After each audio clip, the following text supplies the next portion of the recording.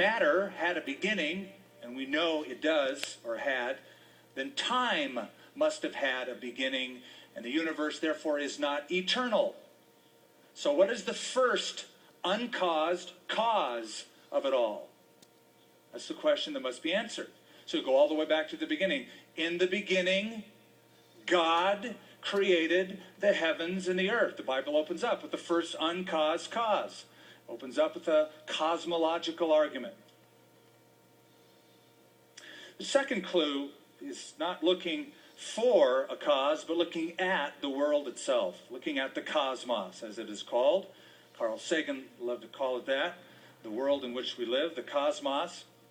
And as we look around, boy, it looks as though, this is what they'll say, it looks as though it's been designed. It appears to be an ordered system. It even seems as if the universe anticipated us. It's funny, I've heard this language from very astute scientific minds who do not believe in God as the first cause, but they'll say, it looks as though, just so happens, it looks as though the universe is finely tuned to anticipate advanced, complex, carbon-based life like ours. Now, this is the teleological argument, the argument from design, and even the ancient Greek philosophers were impressed by the order of the universe. And Plato, in refuting atheism successfully in his time, said, quote, "The order and the motion of the stars shows a mind that ordered it." Of course, he was polytheistic, but theistic nonetheless, in believing that it didn't come by random chance. And so David writes in Psalm 19, and we just looked at it, "Day after day they pour forth their speech, and night after night they display knowledge."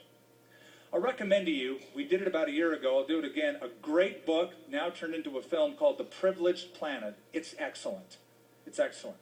And the researchers in the book and in the film show that the Earth is uniquely situated within the Milky Way galaxy at a place that they call the galactic habitable zone. That there are a very thin margin of space that could accommodate the advanced, complex, carbon-based life that we enjoy on Earth. It couldn't happen anywhere in the galaxy. It's just this very tiny little corner, and we happen to be there. It's perfect for habitation. It's also perfect for observability, for us to look at the universe around us and to enjoy it. And so, think about it. It just so happened that the Earth is 93 million miles away from the host star, the sun, that has a surface temperature of 12,000 degrees Fahrenheit. Isn't that great that it just so happened to be that way? Because if our orbit was just a little bit closer like Venus, we'd all burn up. Just a little bit further away like Mars, we'd all freeze to death. Life couldn't happen. It just so happens that the Earth is spinning 365 and a third times on its axis as it makes its yearly jaunt around the sun. Why? Why not 30 times? Well, then the days and nights would be 10 times longer, and there'd be alternate periods of very, very hot and very, very cold, freezing, and life couldn't exist. We couldn't enjoy it. It just so happens that the Earth is tilted 23.5 degrees on its axis, stabilized by a large moon, very important. That enables the 4 seasons that bring us this kind of constant, stable life on Earth. It just so happens that the gravitational force and acceleration of gravity at 9.8 ms squared is what it is. If it was a little heavier, we'd not be able to move. If it was a little bit less, we'd fly off. It just so happens that our atmosphere on this privileged planet is a combination of oxygen to nitrogen, 79 to 20%, with 1% of varying gases. Just happens to be that way. If it were 50% and 50%, the first guy to light a match, first guy to light up a cigarette, kaboom, we'd be blown off this planet. It just so happens that the oceans are the dimension that they are. Isn't that a fluke of nature?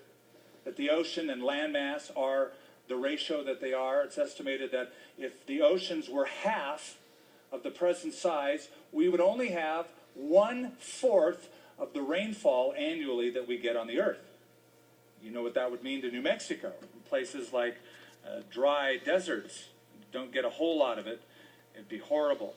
If the oceans were just 1/8 larger than they are, we'd have 4 times the amount of rainfall and the earth would be a swamp. And what about all that space up there?